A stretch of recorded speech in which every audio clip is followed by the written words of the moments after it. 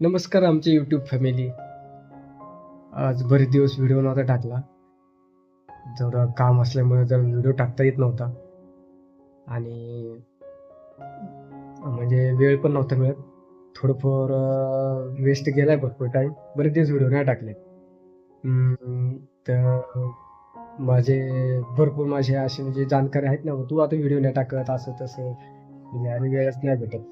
आणि घरी पण गेलं का माणूस दिवसभर काम करून कंटाळतं. दिवसभर काम करायचं, घरी जायचं, परत मग ते तयारी करा, परत उठा, सकाळी कामावर जावा.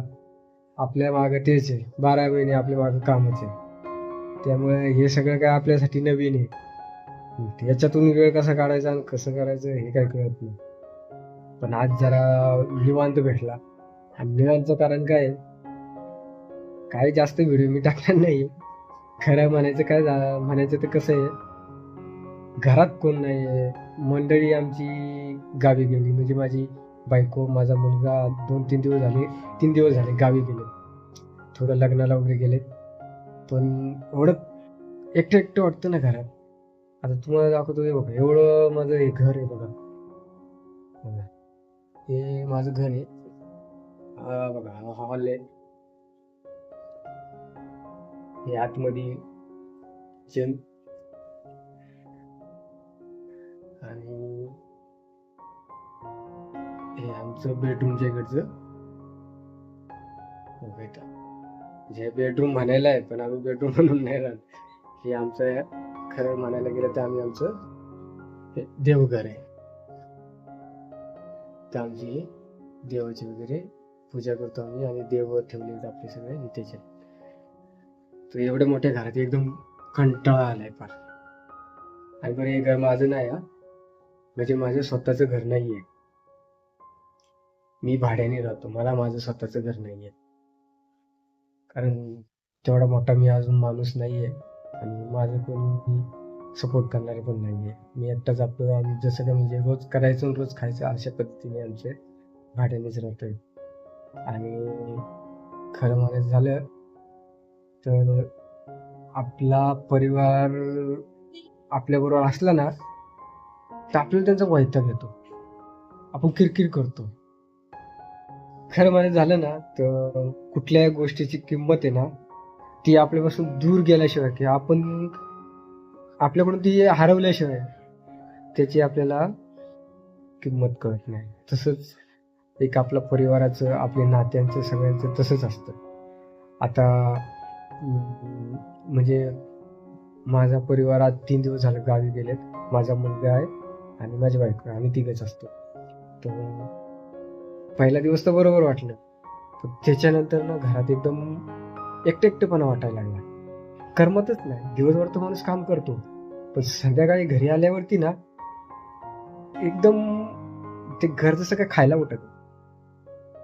एकटेपणा वाटतो जसा काय एकदम. फार न करमल्यासारखंच होतं. करायचं तरी काय? एकदम सुमसाम, जसं काय कोणीच नाही, कोण बोलणं नाही, काय नाही. पण जेव्हा आपला परिवार असतो, तेव्हा आपण त्यांच्यावरतीच खेचकत असतो, चिडत असतो. त्यांना आपण तोडून-ताडून बोलत असतो. कारण आपण तेवढं काम केलेलं असतं. मग आपण आपला राग त्यांच्यावर काढत असतो. पण एकदम ते नको-नकोच वाटतं. पण तेव्हा आपल्याला असं जाणवत नाही, की आपण काय करतोय, कशासाठी करतोय, एवढं काही आपण तो विषय देत नाही. पण ज्यावेळेस आपला एकटेपणाचा जेव्हा आपला असा प्रसंग येतो, तेव्हा मग आपल्याला ते आठवतं. खरंच आपली माणसं आपल्यासाठी किती महत्त्वाची असतात. ती जर नसली तर आपलं किती म्हणजे खरं म्हणायचं झालं तर म्हणजे आपल्यासाठी आपली माणसं नसतात. दुसरं कोणी जाऊन नाही. ती किती कशी असली, ती बायको पण आपली किती तिने आपल्याला म्हणजे सारखी कटकट लावून, हे पाहिजे, ते पाहिजे, हे पाहिजे, हे नाही, ते संपले, हे घेऊन या. आला का बसतो, आला का हे करतो, नुसता टाइमपास करतो, काय करत नाही. ते किती किती सवय असते. पण ती पण आपल्याला एक ती सवय पडून गेलेली असते.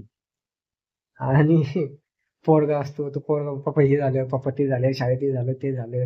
त्याची एक ती आपली हे असते. तर ते रोज आपलं एक रुटीन बसलेलं असतं. मग त्या सगळ्याची आपल्याला पण ती एक सवय झालेली असते. मग ते अशा एकटेपणात आलं का मग ते सगळं आपल्याला आपल्या डोकं खात राहतं. खरंच एकटेपणा किती विचित्र असतो ना, तो अशा वेळेस अनुभवायला मिळतो. म्हणून ती ते किती त्रास होते बायकोकडून, मुलांकडून, आपल्या परिवाराकडून, पण तो आपल्यासाठी चांगलाच असतो. आपल्या शरीरासाठी पण चांगला असतो. खरंच परिवार परिवार असतो. त्यांच्याशिवाय कधी आपण राहूच शकत नाही. किती प्रयत्न केला तरी नाही राहू शकत.